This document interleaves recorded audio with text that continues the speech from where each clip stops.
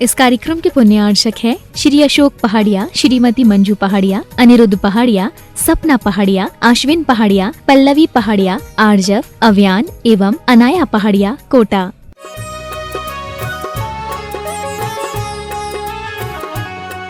जय श्री ओम नमः सिद्धेभ्यः, जय श्री ओम नमः सिद्धेभ्यः, जय श्री ओम नमः सिद्धेभ्यः। सर्वमंगल मांगल्यम सर्वकल्याणकारकम प्रधानम सर्वधर्माणां जैनम जयतु शासनम, जैनम जयतु शासनम, जैनम जयतु शासनम। पंच परमेष्टि भगवान की आचार्य श्री गुरुवर कुंद कुंद महाराज के, आचार्य श्री गुरुवर विद्यासागर महाराज।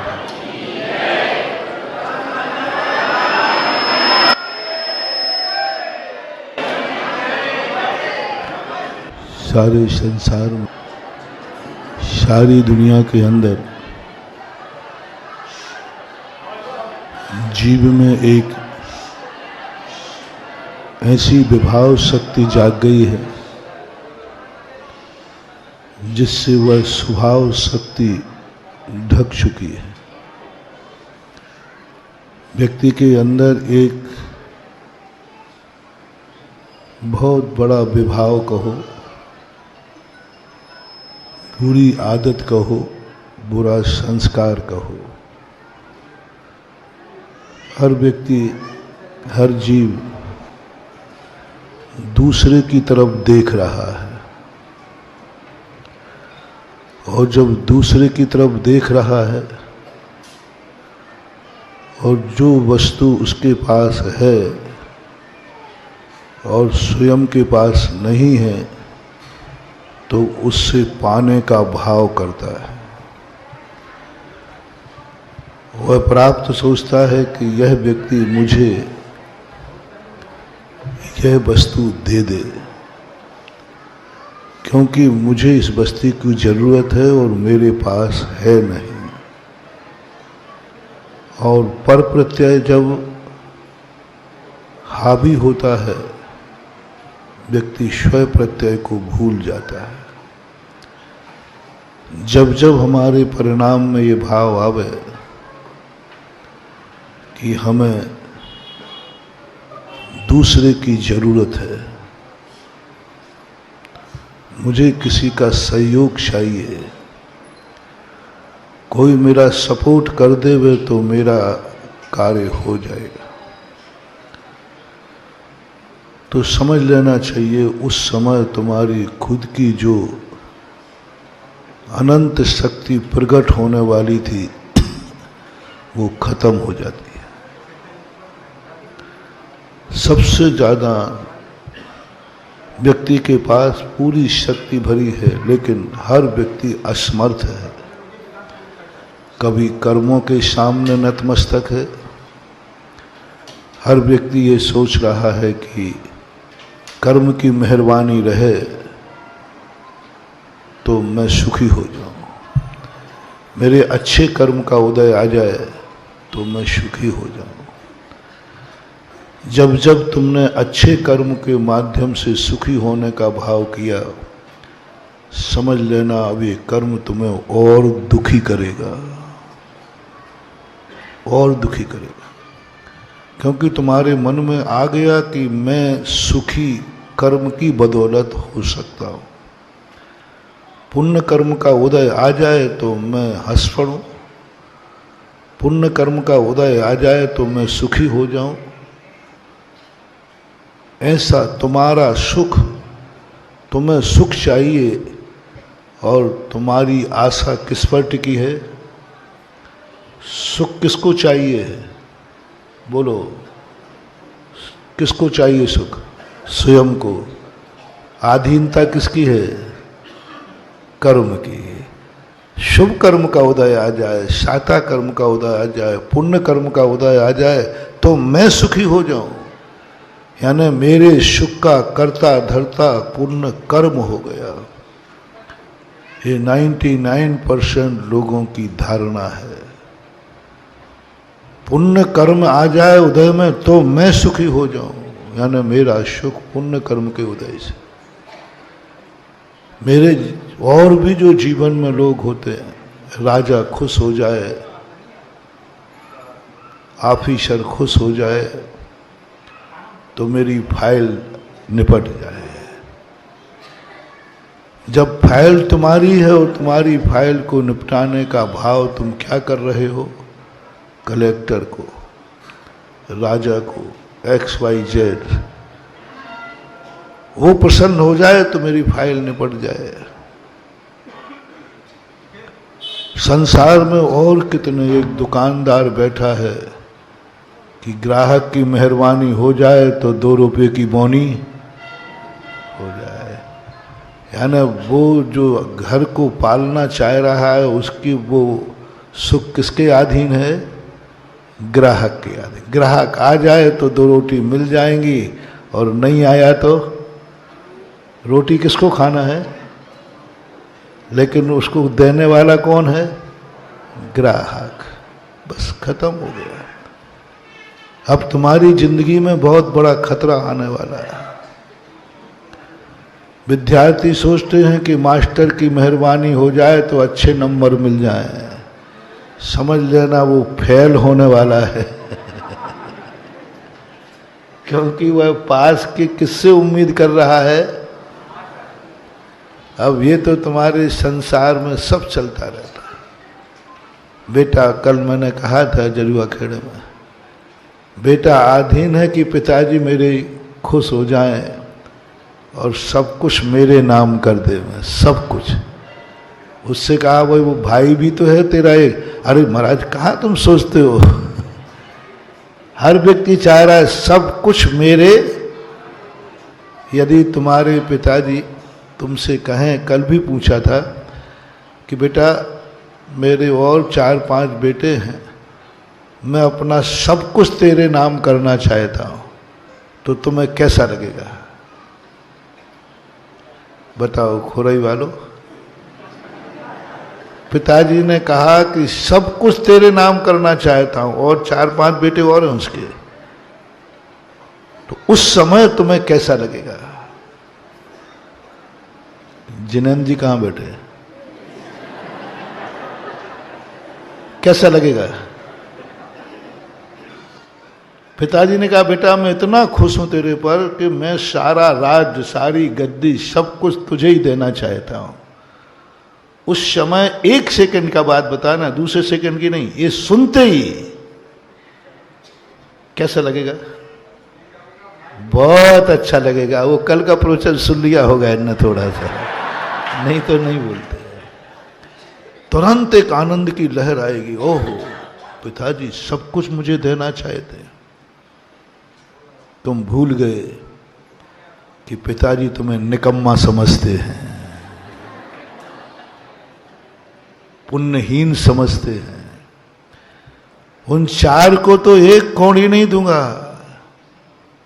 समझ लेना उनको वो समझते हैं इनको 4 ऐसे हमारे सपूत हैं कि इनको तो कुछ की जरूरत ही नहीं है, इससे हम कमा लेंगे। तुम आनंद में होगा कि वो मुझे चाह रहे हैं, तुम भूल गए वो तुम्हें निकम्मा समझ रहे हैं कि कुछ नहीं कर सकता, इडियट, कुछ नहीं कर सकता है, इसलिए इसको देते।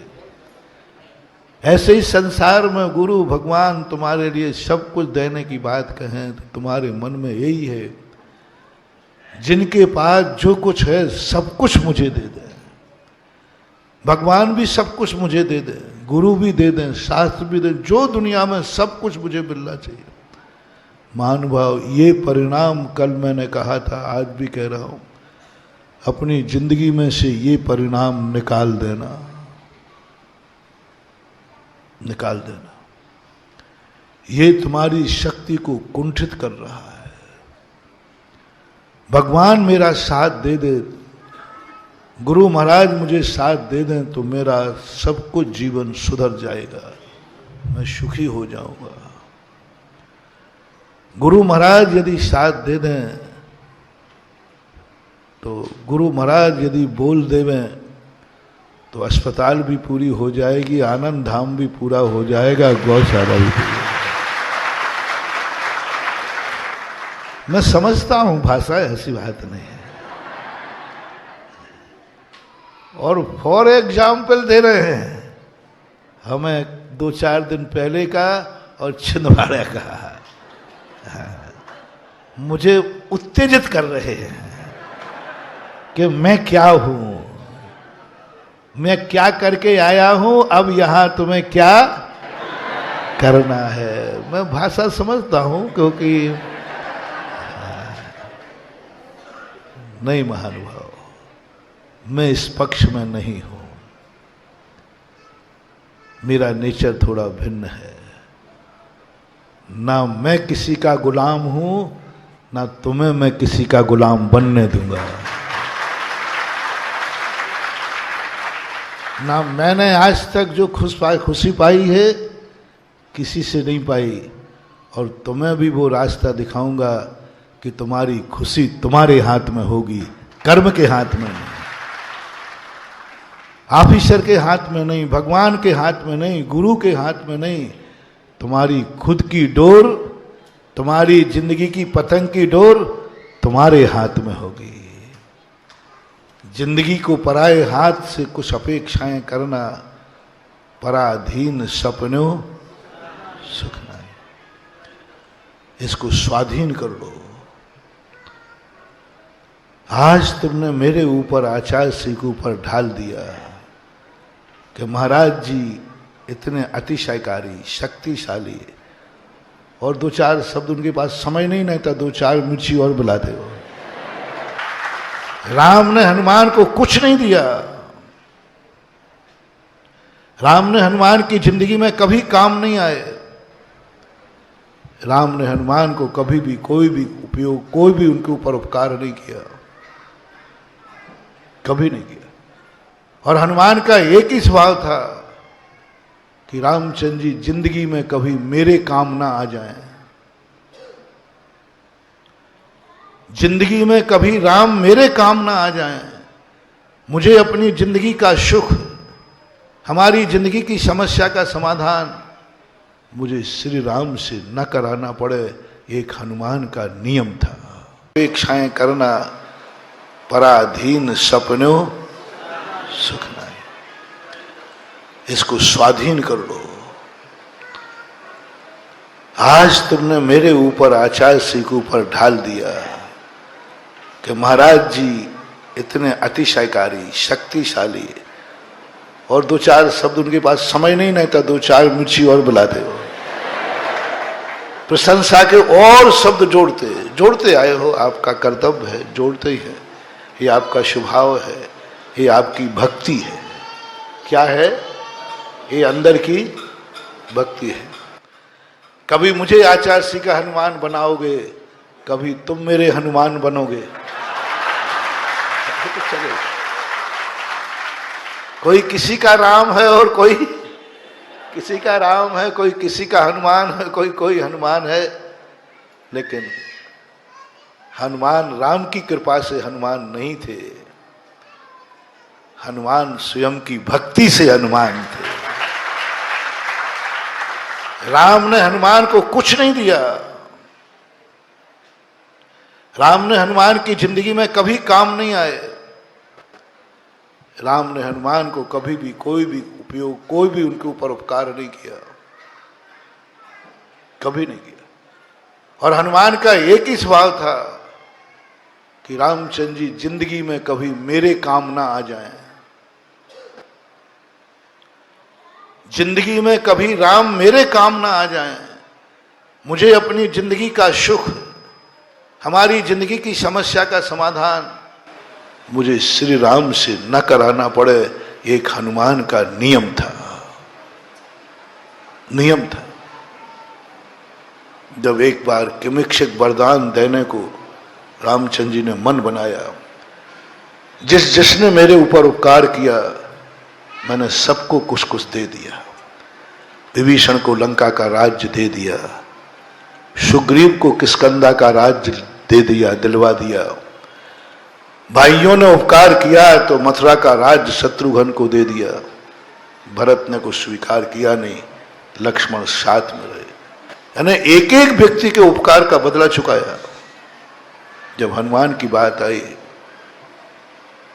तो हनुमान से कहा, हनुमान ने जो उपकार किया उसके लायक उनके पास कोई पुरस्कार ही नहीं था। जब जब राम ने सोचा कि मैं हनुमान को क्या दूं, दुनिया में जितनी चीजें थी सब छोटी लगने लगी। यहां तक कि रामचंद्र जी का मन आया कि अयोध्या का राज तिलक हनुमान को कर दूं, तो रामचंद्र ने कहा यह भी हनुमान का अपमान होगा, ये तो बहुत छोटा पुरस्कार है। कौन सा पुरस्कार छोटा है? अयोध्या का राज्य। रामचंद्र जी कहते ये तो इस उपकार का अपमान है। अयोध्या का राज्य तिलक तो बहुत छोटा है। वर्षों तक चिंतन करते रहे। अंत में एक दिन उनका दिमाग बहुत टेंशन में आया। आप लोगों के यहां एक नियम है, जब कोई आत्मीय जन तुम्हारे यहां आता है निकटवर्ती, तो उसी से पूछ लेते हो, बताओ भाई, महिलाएं पूछ लेती हैं, ब्याह जी साहब, कोई भी साहब, क्या खाओगे वो बना लो। ऐसा जो निकटवर्ती होते हैं उनसे पूछ लेते हो। रामचंद्र जी के हनुमान निकट थे। एक दिन हनुमान को पकड़ के बैठा ले, बोले हनुमान, तेरे लिए मैंने आज तक कुछ नहीं दिया। इसलिए नहीं दिया कि मैं तेरे लायक कोई वस्तु नहीं समझ रहा हूं। तू मेरा है, निकट का है, तुझसे पूछने में कोई बात नहीं, और तुझे मेरे से मांगने में कोई शर्म नहीं, क्योंकि तू मेरा है। मेरे से मांग, तू क्या मांगना चाहता है? जो मांगेगा वह दूंगा। बस मुझे एक तूने जो उपकार किया है उससे ऊरण कर दे। हनुमान कहते हैं, मैंने कुछ पाने के लिए तुम्हारी सेवा नहीं की है, और मैं कोई भिखारी नहीं हूं जो तुमसे कुछ मांगू, और मैं असमर्थ नहीं हूं जो तुम्हारी सहायता लूं। और मैंने ये भाव से किया ही नहीं, मैंने कोई व्यापार नहीं किया है कि हमने आपकी सेवा की तो मुझे कुछ मिले। मेरा ऐसा कोई भाव नहीं। रामचंद्र का बातें मत बना, ये नेतागिरी की बात है। तुझे मेरी सौगंध है, यदि तूने नहीं मांगा तो। अब हनुमान को तो राम की सौगंध आ जाए। हनुमान जी बड़े तैस में आ गए।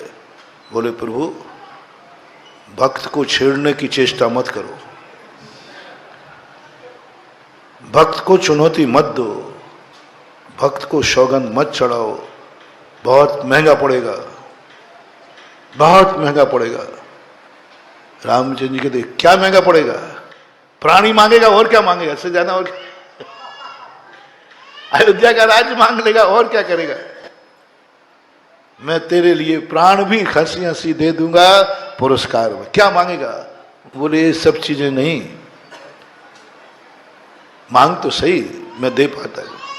तो बोले अब बड़े आदमियों का कोई भरोसा नहीं, कब मुकर जाए पहले। अब बड़े आदमियों का क्या भरोसा, मुकर जाए तो छोटों की कोई सुनने वाला। आप पहले सबके सामने सौगंध करो कि हनुमान जो मांगेगा वह दिया जाएगा। जिनेंद्र बाबू, हनुमान बना रहा हूं और मैं हनुमान हूं, ये बात तुम्हें जता रहा हूं यथार्थ में। अब तुमने छेड़ दिया तो फिर मैं छोड़ूंगा नहीं, अब तो बोलूंगा, क्योंकि उस दृश्य से तुम आह्लादित हुए।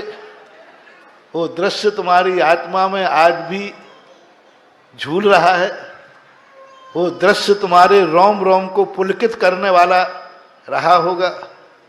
मुझे पता नहीं तुम लोगों को क्या आ रहा था, मुझे तो यही पता है कि मैं आचार्य श्री के सामने उनके चरणों की वंदना कर रहा था। बहुत लोगों ने कहा गुरु शिष्य का मिलन होगा। अरे मैंने कही मूर्ख हो, गुरु शिष्य का कभी मिलन नहीं होता। शिष्य तो गुरु तीर्थ की वंदना करता है, वंदना करता है। मिलन तो दो बराबरी वालों में होता है, गुरु शिष्य में मिलन वंदना होती है। रामचंद्र ने कहा ला बता किसकी साक्षी करूं? तो जल ले लेते ना, पुष्प ले, मैं जल की साक्षी करता हूं, हनुमान जो मांगेगा वह मैं दूंगा। हनुमान कहते भाई सबने सुन ली शपथ के नहीं? नहीं तो कल के दिन भी शपथ मत भी एक तरफ रह जाए। सबने कहा सुन ली, मांगो। हनुमान जी उठे, ओहो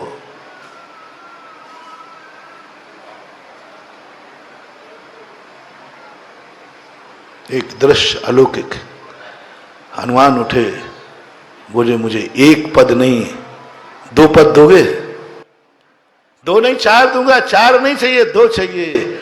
और उठ करके दोनों पैर पकड़ के कहा जन्म जन्म तक इन दोनों पदों पर मेरा अधिकार बना रहे, बस ये मांग।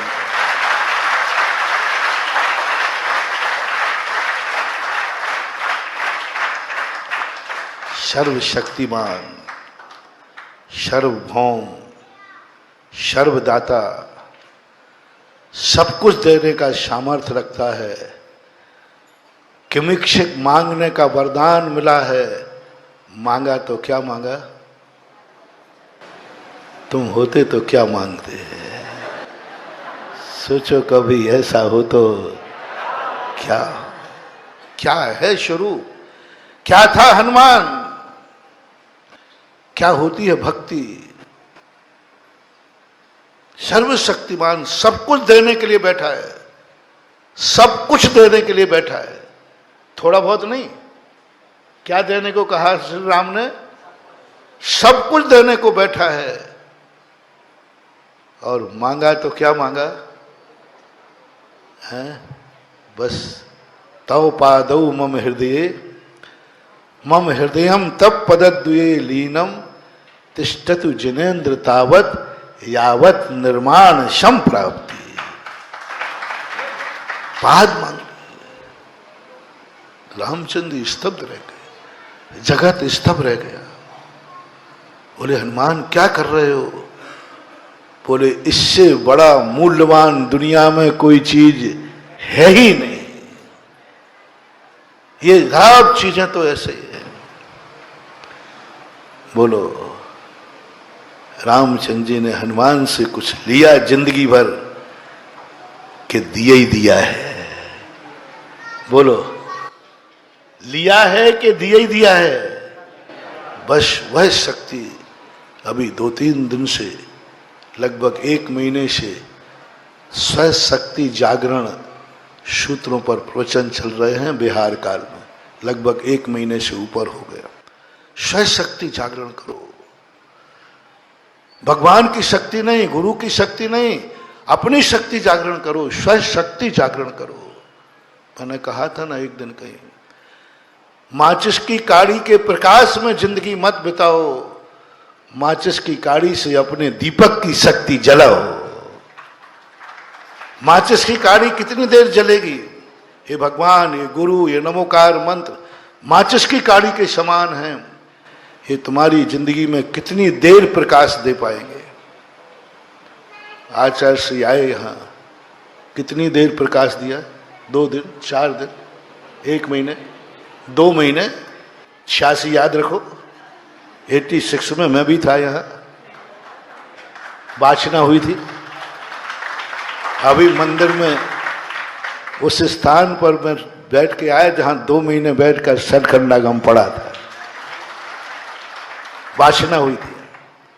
बस आखिर उसकी सीमा है कि नहीं?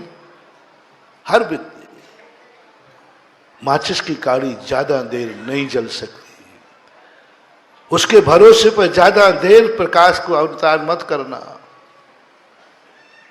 उसकी एक सीमा है। जितने अच्छे निमित्त हैं वे माचिस की काड़ी की समान हमारी जिंदगी में आते हैं। वो इसलिए नहीं आते कि हमारे प्रकाश में तुम अपना रास्ता खोज लो। वो इसलिए नहीं आते कि हमारा प्रकाश तुम्हारे काम आ जाए। माचिस की काड़ी इसलिए नहीं बनाई थी कि तुम माचिस की काड़ी में प्रकाश देख लेना, माचिस की काड़ी से अंधेरा भजा लेना। माचिस की काड़ी इसलिए बनाई गई थी कि इस माचिस की काड़ी से तुम अपना दीपक जला लेना। और दीपक की उम्र कितनी है बोलो? माचिस की काड़ी कितनी देर जलेगी? और माचिस की काड़ी से जला हुआ दीपक की उम्र कब तक जल सकता है? कुछ नहीं करना, घी डालते जाओ, बातें ठीक करते जाओ, जिंदगी क्या पीढ़ी दर पीढ़ी भी जल सकता है, पीढ़ी दर पीढ़ी जल सकता है। एक गुरु का जलाया हुआ दीपक, एक भगवान की भक्ति का जलाया हुआ दीपक पीढ़ी दर पीढ़ी जल सकता है। पीढ़ी दर पीढ़ी हम गुरु नहीं दे सकते, पीढ़ी दर पीढ़ी हम भगवान नहीं दे सकते, लेकिन इनके द्वारा मिला हुआ जो हमारे दीपक ने संस्कार लिया है, वो संस्कार हम पीढ़ी दर पीढ़ी दे सकते हैं। ऐसे भी अखंड दीपक हैं जो सैकड़ों सालों से जल रहे हैं मंदिरों में। एक स्थान पर मैं विहार कर रहा था, उन्होंने कहा महाराज हमारे मंदिर में दीपक सन 1932 से जल रहा है। मैंने कभी बुझा नहीं? उन्होंने कहा मैंने तो आज तक कभी इस दीपक को बुझते देखा नहीं, देखा नहीं। मैंने कैसे जलाया था? बोले पूज्यवर शांति सागर महाराज का आगमन हुआ था, उस समय अखंड ज्योति की स्थापना की थी, आज भी वो मंदिर में प्रकाश दे रहा है। एक ज्योति जलाओ, अपना स्वशक्ति जागरण करो। अब स्वशक्ति जागरण करना है, महाराज के आशीर्वाद का चमत्कार नहीं। महाराज के आशीर्वाद के चमत्कार की गाथा मत गाओ, ना मेरी गाओ ना आचार्य श्री की गाओ। गाथा गाना है तो उन दातारों की गाओ जिन्होंने अपनी शक्ति जागरण कर करके दान की घोषणाएं की है, वो है स्वशक्ति जागरण। और महाराज की शक्ति का जागरण करोगे तो जिनेंद्र बाबू मैं कमंडल तुम्हें देता हूं, उसमें जो निकले वो सब तुम्हारा है, पीछे तो दूंगा नहीं। और इसको इसलिए नहीं दूंगा कि देख लो, कुछ है ही नहीं, चेक करने के लिए दे दूंगा। कमंडल में जोड़, क्योंकि वो थोड़ा बंद रहा, डिब्बा सा है, उसमें कुछ माल हो सकता है, ले लो। नहीं, स्वशक्ति जागरण करो, स्वशक्ति जागरण करो। मेरा गुरु आया है, मुझे अपनी शक्ति जागरण करना है, और गुरु की साक्षी में मुझे सारों धाम पूरे करना है। महाराज को नहीं, महाराज से नहीं, महाराज तो माचिस की काड़ी है, उस काड़ी से खुरई के हर दीपक को जलाना है, हर दीपक को जलाना है। मैंने कुछ नहीं किया, वो श्रेष्ठी आए, उन्होंने अपनी शक्ति जागरण की। मेरी शक्ति है कि मैं 5 करोड़ दे सकता हूं, मेरी शक्ति है कि मैं 50 करोड़ दे सकता हूं, मेरी शक्ति है कि मैं 15 करोड़ दे सकता हूं। उन्होंने अपनी शक्ति का जागरण किया, मैंने तो 1 करोड़ क्या 1 रुपया भी नहीं दिया। पूछ लो, कमेटियां बैठी हैं, मैंने कितना दिया? मैंने कुछ नहीं दिया, मैंने एक दिया दिया। मैंने कुछ नहीं दिया, मैंने एक दिया दिया। घी किसका था? तुम्हारा। उनका देखो स्वशक्ति जागरण। एक गुरु का एक क्षण थोड़े दिन के लिए सानिध्य मिला, 2 घंटे का सानिध्य मिला जड़ुआ खेड़ा को। 2 घंटे क्यों, 1 घंटे ही मान लो प्रवचन में। 1 घंटे में उन्होंने ऐसे दीपक जला दिए जिनकी तुम कल्पना नहीं कर सकते हो कि जड़ुआ खेड़ा वालों के पास इतना घी है। स्वशक्ति जागरण। महाराज माचिस की काड़ी है, निर्णय तुम्हें करना है कि तुम्हारे दीपक में घी कितना है। निर्णय तुम्हें करना है कि तुम्हारे दीपक की बाती कैसी है। निर्णय तुम्हें करना है कि दीपक फूटा है कि सावत है। दीपक का सब तुम्हारे लिए सोचना। स्वशक्ति जागरण करो, जैन दर्शन माते भगवान बैठे हैं, अपनी पूजा कराने के लिए नहीं बैठे, ये तुम्हें पूज्य बनाने के लिए मंदिर में बैठे हैं। बंदे ये स्वयं को नमस्कार कराने के लिए मंदिर में नहीं बैठते हैं, ये तुम्हें वंदनीय बनाने के लिए मंदिर में बैठते हैं। बंदे तद्गुण लब्धे। जैन दर्शन का भगवान अपनी पूजा नहीं कराता, जैन दर्शन भगवान कहता है तू पूज्य बन जाए, इसलिए मैं यहां बैठा हूं। कौन पिता है जो अपने अधीन अपने बेटे की जिंदगी गुजारना चाहे? हर पिता चाहता है कि मेरा बेटा पैर पे खड़ा हो। महावीर स्वामी जैन भगवान यही चाहते हैं, हर भक्त भगवान बने, हर सक्त साधु यही चाहता है हमारा शिष्य सदा समर्थित रहे। खुरई समाज कोई छोटी समाज नहीं है, और इस एरिए में पूरे एमपी में मात्र यदि समृद्ध समाजों में कोई समाज मानी जाती है तो वह खुरई समाज मानी जाती है। अच्छी समाज मानी जाती है तो खुरई समाज मानी जाती है, समृद्ध समाज मानी जाती तो खुरई समाज मानी जाती है। मैंने तो जब तक देखा है इस एरिया का, तुम्हें मालूम है मेरे से परिचित है एरिया है खुरई के। बोलो इस पूरे एरिया में, मुल्क में सबसे पहला श्रीमंत सेठ कहाँ का था? बोलते नहीं हो? और किसी गांव में? दूसरे थे यहां गुरहा जी, जिनके मंदिर में अपन बैठे। इनसे बड़ा दुनिया में कौन था? माना जाता था खुरई। खुरई वो दीपक है जिसमें घी इतना है कि यदि घी को यदि गुरु का निमित्त मिलके जला लें तो सारे भारत को प्रकाश दे सकते हैं, सारे भारत को प्रकाशित कर सकते हैं। ये हौसला मुझे ज्यादा पहले से नहीं मिला जिनेंद्र बाबू। जिन 5 दिनों की तुम चर्चा कर रहे हो ना, वहां से मेरा हौसला बढ़ा कि अरे यहां तो गुदड़ी के लाल है। जिस जरुआ खेड़ा में, जिस छोटे से गांव में ऐसे ऐसे लोग जिनको तुम कहते हो ये क्या गांवड़े के लोग, कोई 50-50 एक करोड़ के मंदिर बना रहे। जिस छोटे से गांव में, जड़ुआ खेड़ा में लोगों ने धन की कल वर्षा कर दी, और किसी बाहर से 1 रुपया नहीं, स्वयं ने करोड़ों के मंदिर का संकल्प कर लिया। बोलो ईश्वरवाड़ा और जलुआ खेड़ा से यहां की समाज गरीब है कि अमीर? झूठ मत बोलना, नहीं जो बोलोगे वही हो जाओगे। झूठ बोले कौआ काटे। बोलो उनसे तुम गरीब हो कि उनसे अच्छे हो?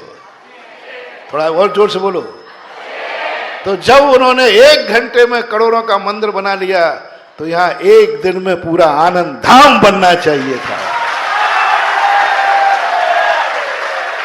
सुनकर के मैं दंग रह गया कि यहां की समाज में एक छोटी सी संस्था, जिसका नाम क्या लिया था अस्पताल का? हाँ, नाम कुछ भी होता है। उस अस्पताल कर्जे में है, वो अस्पताल कर्जे में है। महानुभाव, जिस स्थान पर, जिस क्षेत्र का मंदिर भगवान, परोपकारी संस्थाएं कर्जे में होती हैं, उस मंदिर में, उस नगर में मैं कभी जाता नहीं हूं। और जाने के पहले मैं, वो यहाँ रेलवे स्टेशन है तो सिग्नल जब तक नहीं होता तब तक गाड़ी कहाँ खड़ी रहती है? मैं सीमा पर खड़ा हो जाता हूं। जब तक नगर कर्ज मुक्त नहीं होगा तब तक मेरा प्रवेश नहीं होगा। कर्ज मुक्त नगर में मैं प्रवेश करता हूं। और आते ही अस्पताल कर्जे में है। कौन सी चीज? व्यक्ति की नहीं कह रहा हूं कर्जे में, समाज की संस्था। बोलो वो संस्था समाज की है या नहीं? जल्दी बोलो। उस संस्था में से दवाई सारी समाज लेती है कि नहीं? कि वो किसी व्यक्ति की फैमिली हॉस्पिटल है, एक परिवार को ही दवाई मिलती है? कोरोना में सभी लोग वहां गए होंगे कि नहीं है? सबकी संस्था है, हर व्यक्ति को मिल रहा है जीवन, जो हमें जीवन दान देने वाली। खुरई में मंदिरों की कमी नहीं है, बहुत मंदिर है, अच्छे अच्छे विशाल मंदिर है। लेकिन सबसे बड़ी चीज, दो कमियां यहां है। यहां का समाज का कोई नेतृत्व एक नहीं है। समाज अनाथ है, फुटपाथिया हैं। यहां दुकान का बाजार नहीं है, यहां हफ्ते का बाजार है। महाराज आ गए, कमेटी बन गई, महाराज गए, कमेटी बिखर गई। दिया बुझ लालटेन की जय। महाराज आ गए, कमेटी नहीं, व्यवस्था में कमी नहीं है, ये मत सोचना।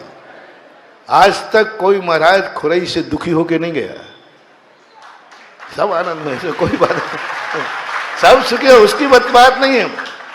लेकिन वो हाट होता ना, हाट, तो हाट में क्या फड़ बिछा लेते हैं और दिन भर बिछा रहता है, और शाम को ऐसे ही महाराज आए, कोई 4 लोग इकट्ठे होकर कमेटी बनाई, महाराज गए,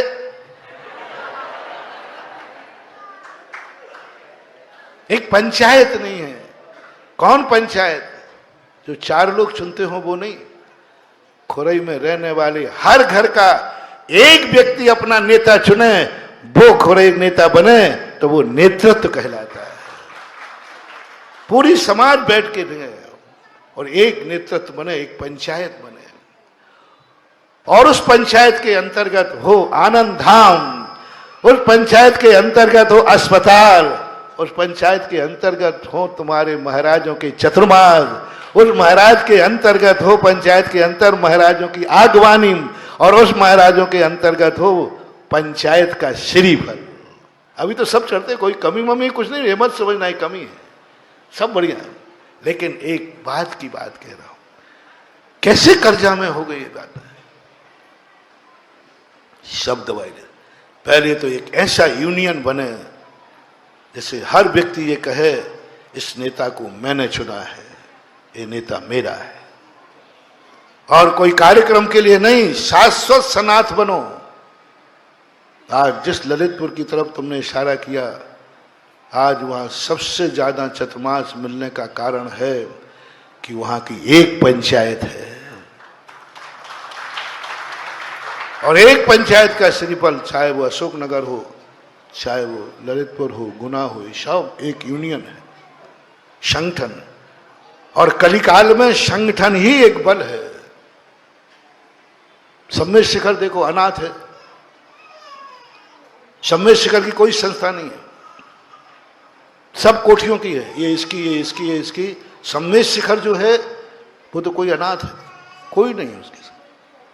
आज केस लड़ते हैं सब लोग, मुश्किल से 3 क्षेत्र कमेटी आती है, और जब अपनी संस्थाओं के लिए, वो पारमार्थिक संस्था, मैंने कहा कि भाई ये अस्पताल कोई व्यक्तिगत तो नहीं है, नहीं है, सबको दवाइयां मिलती हैं, मिलती हैं, फिर कर्जा कैसे? और सबसे ज्यादा महानुभाव ये मंदिर, हम गुरु लोग, ये मंदिर जितने हैं ना, ये का, ये मेडिकल स्टोर है, मेडिकल स्टोर है। अब तुम्हारा रोग मेडिकल स्टोर से ठीक होगा या डॉक्टर से? मेडिकल स्टोर तो तुम्हारे पास हैं, बहुत बड़े बड़े स्टोर हैं, लेकिन मेडिकल स्टोर में तो हर दवाई है। सारी दवाई मत खा लेना, कौन सी दवाई तुम्हारे लिए कार्यकारी है ये निर्णय कौन करेगा? डॉक्टर है, गुरु।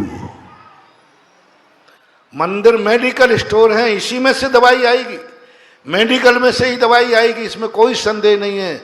लेकिन इतनी दवाइयों में से कौन सी दवाई चाहिए ये निर्णय करेगा तुम्हारा गुरु, और वो बताएगा सात जिनवाणी माँ कि तुम्हें कौन सा पुण्य चाहिए। एक दवाई से सारी बीमारियां दूर नहीं होती हैं, हर बीमारी की अलग अलग दवाई चाहिए। यदि तुम्हें चाहिए कि मकान चाहिए तो आवास दान दो भगवान को, गुरु को, भगवान को मंदिर के रूप में, गुरु को संतशाला के रूप में, पशुओं को गौशाला के रूप में, और गरीबों को झोपड़ी के रूप में आवास दान दो, आवास दान मिलेगा। भोजन चाहिए तो पूजन का इंतजाम करो, और यदि तुम्हें निरोगी काया चाहिए, निरोगी काया नमोकार मन से नहीं, निरोगी काया पूजा से नहीं, निरोगी काया और किसी से नहीं, उसके लिए तो दवाई चाहिए जो तुम्हारे शरीर को स्पर्श करे। भगवान के नाम से आज तक कोई बीमारी दूर नहीं हुई, लेकिन भगवान के गंधोदक जब शरीर को स्पर्श किया तो 700 कोड़ियों के कोड़ दूर हुए। स्पर्श करना चाहिए। बीमारी वायरस से होती है, और वायरस जब ही भागेगा जब कोई चीज स्पर्श करेगी। प्रथम सुख निरोगी काया, प्रथम सुख, दूजा सुख पो घर में माया, तीजा सुख कुलवंती नारी, चौथा सुख सुत आज्ञाकारी, पंचम सुख हो मित्र घनेरे, षष्ठम सुख हो सज्जन वासा, सप्तम सुख संतोषी प्राणी, अष्टम सुख हो गुरु की छाया। ये 8 सुख है। 8 सुखों में अष्टम सुख कौन? गुरु की छाया।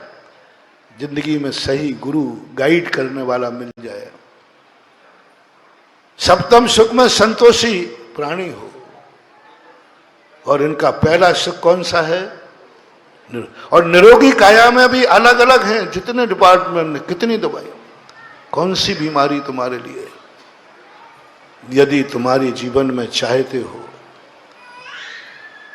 कि जिस बीमारी से तुम परेशान हो, जिस बीमारी से तुम परेशान हो,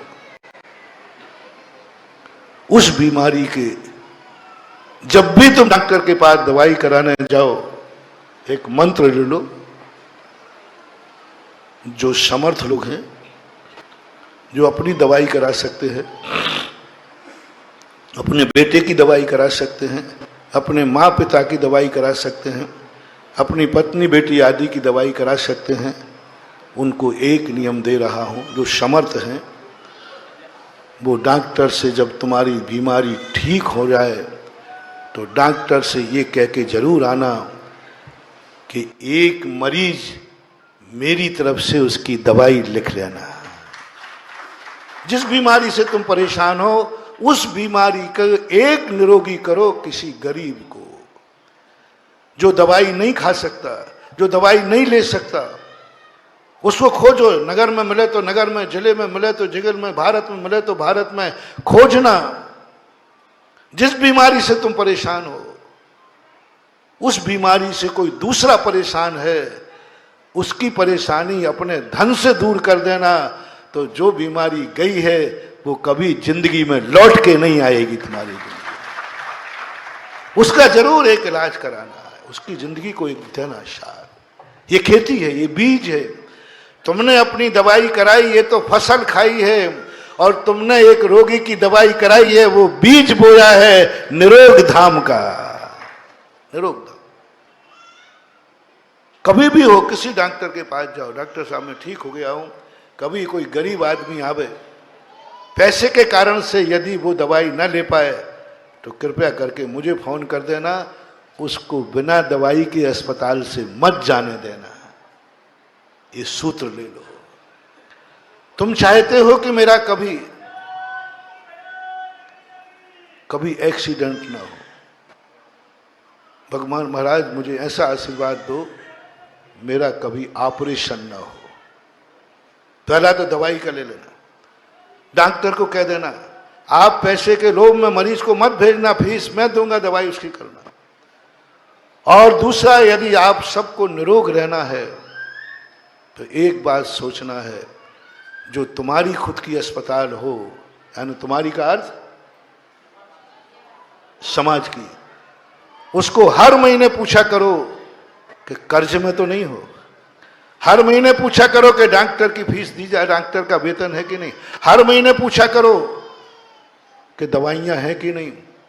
पूछा करो, पूछा करो, कर्जे में नहीं। आज जब मैंने सुना, थोड़ा लेट सुना, जुलूस चालू हो गया, नहीं तो मैं वहीं रुकता, पहले कर्ज मुक्त करता, बाद में प्रवेश करता। एक श्वेतांबरों में एक साधु थे, उन्होंने एक रथ यात्रा निकाली गुजरात में।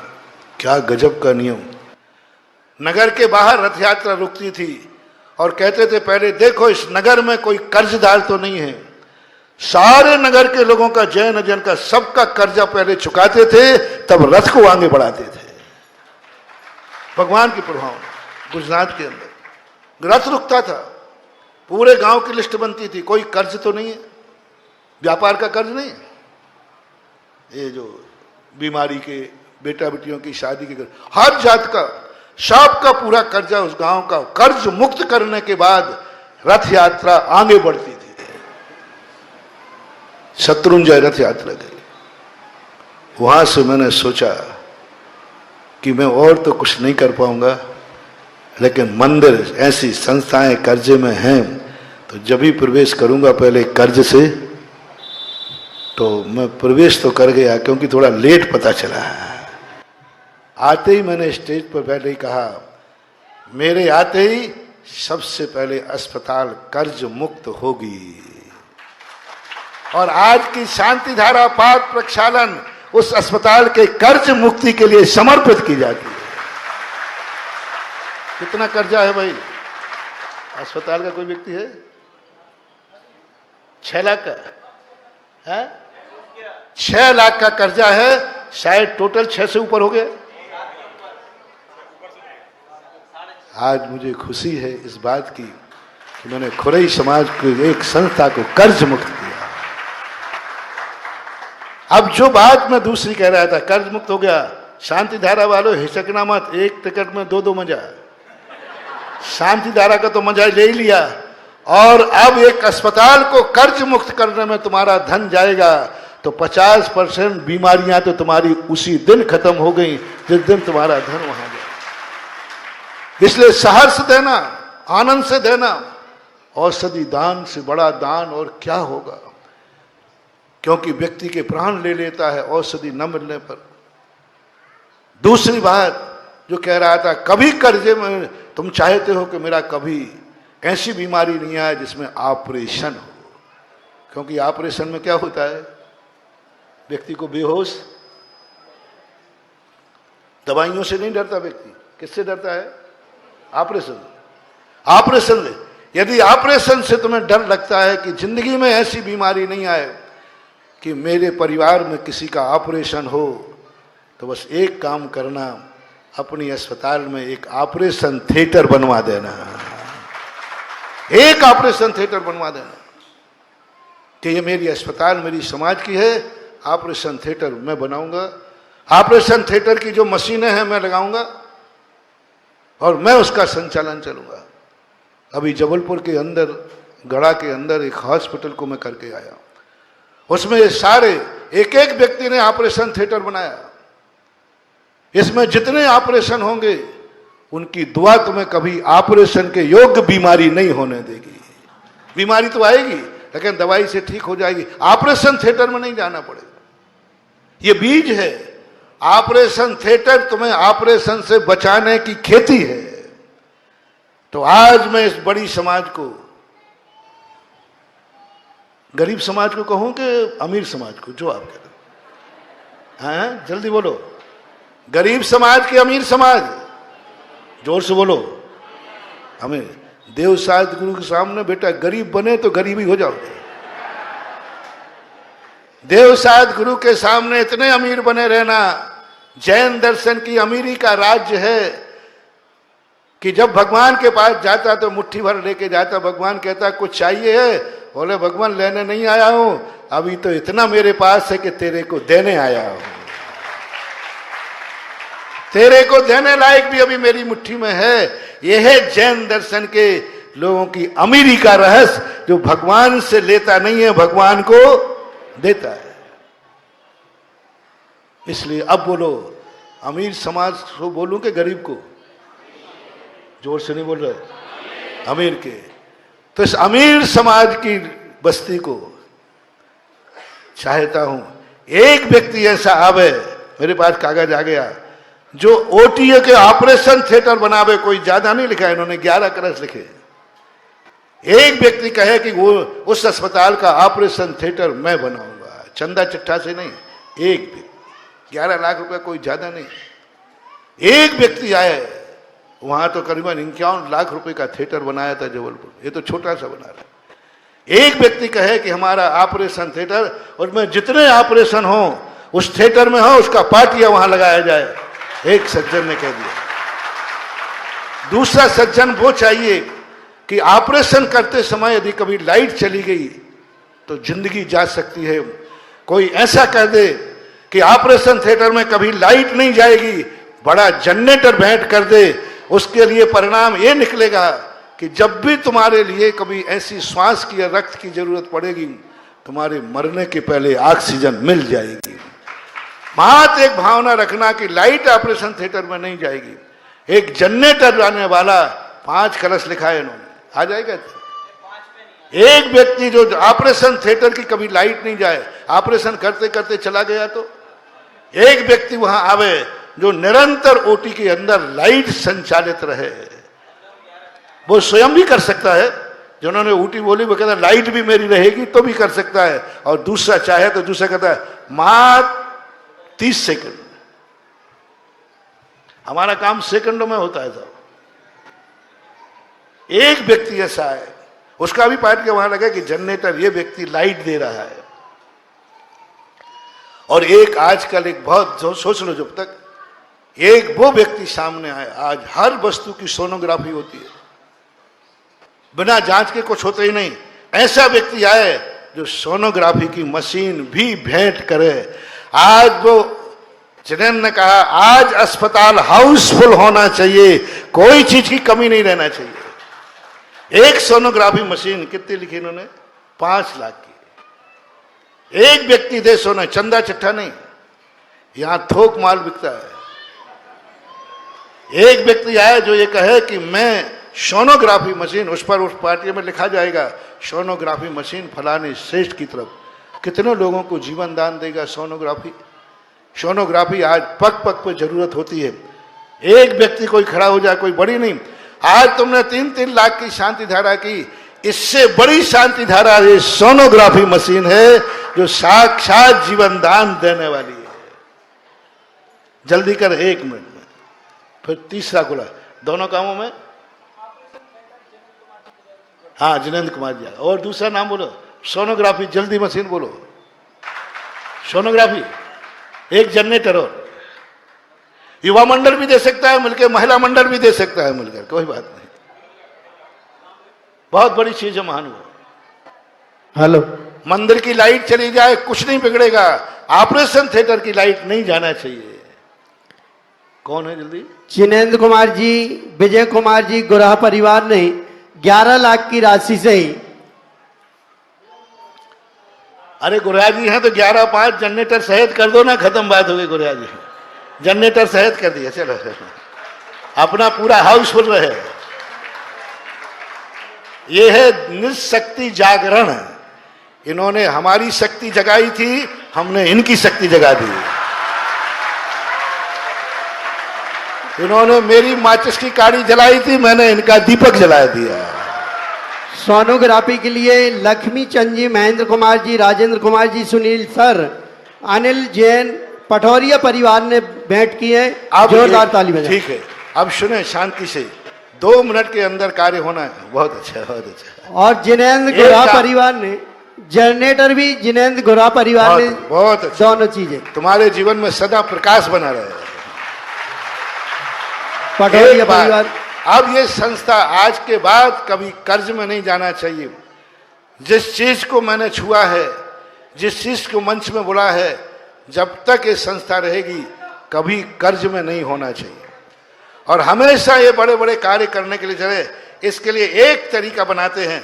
50 लोग या 5 लोग पहले लोग करते हैं, एक ऐसे परम श्रोमणी संरक्षक बने जो कम से कम 5 साल में 11 लाख रुपया देकर इस संस्था के श्रोमणी, सबसे ऊपर पटिया लगेगा इस संस्था के श्रोमणी संरक्षक, 5 साल में देवें 11-11 लाख रुपया। श्रोमणी संरक्षक 2 लाख रुपया पर ईयर 5 साल में देवें।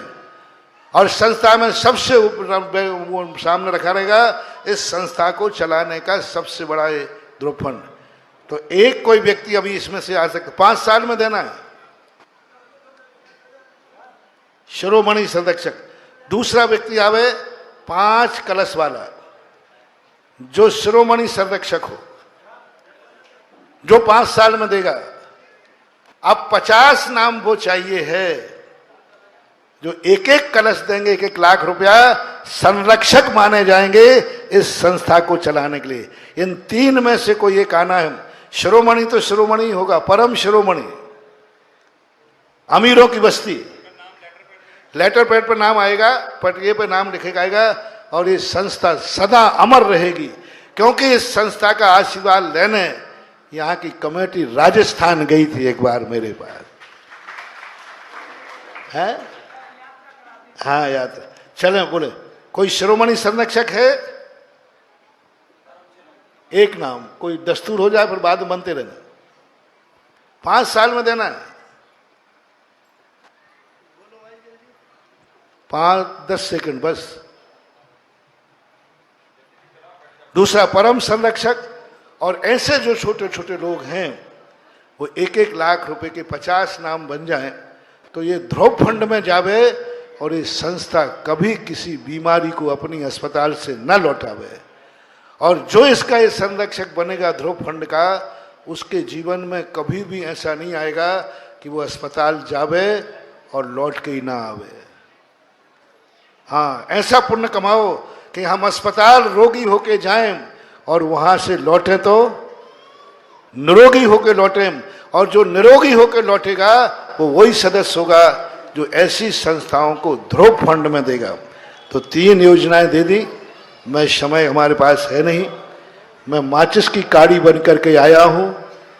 अब कितने दीप जलाओगे वो निर्णय आपके ऊपर है।